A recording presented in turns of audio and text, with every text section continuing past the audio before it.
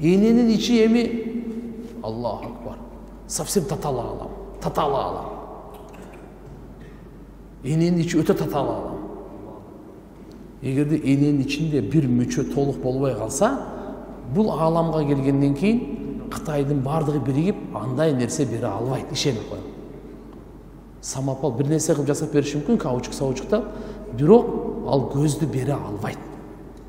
Эгерде бир көзү бар, бир көзү жок чыгып калса, түшүнүктүбү?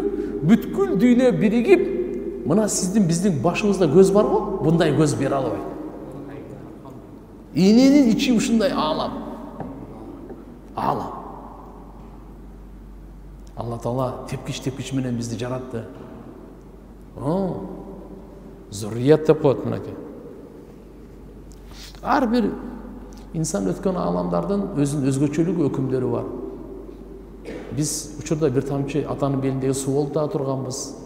Канга да айланганбыз, анда этапта турганбыз. Андан кийин өзүнө жараша эт, мүчө түзүлө турган, топтоло турган, толуктана турган жерде да болгонбуз. Эненин ичиндеги. О жөнөкөй нерсе эмес таксырлар.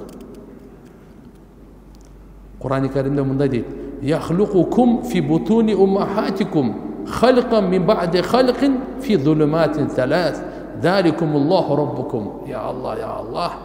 Аллах сизди жаратат.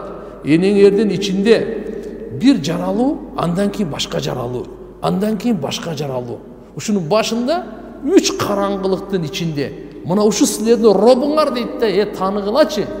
Ушу робуң. 3 караңгылык кайсы десе, эненин ичи өзүнчө караңгылык, жатын өзүнчө караңгылык. Андан кийин эми бар го, тон бар го, бала. Наристе ичи тон. Анын ичинде караңгылык. Ушу 3 караңгылыктын ичинде Алла субханаху ва таала силерди мен жараттым дейт. Дүйнө боюнча жарыктыксыз эч нерсе жарата албайт. Бир нерсеге кошконго жарыктык керек, таксыр.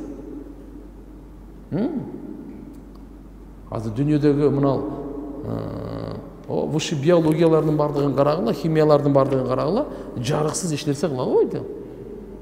Бирок Алла Таала айтып атат: "Туугандар, мен силерди бир эмес, 3 караңгылыктын ичинде жарататам силерди" дейт. Бул өзүнчө бир аалам. Ошону карап субханаху ва таала. Бул жөнөкөй эмес да. Плацента деп коебу? Плацента. Өзүнчө ичинде. Эмне үчүн? Кан аралашып кетпесин.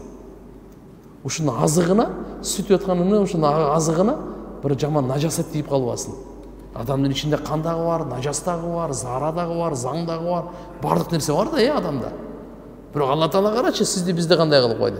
Араларга аралаштырбай. Бул кандай аалам? Ошол ааламдын робусу Алла Таала. Алхамдулиллахи раббил аламин.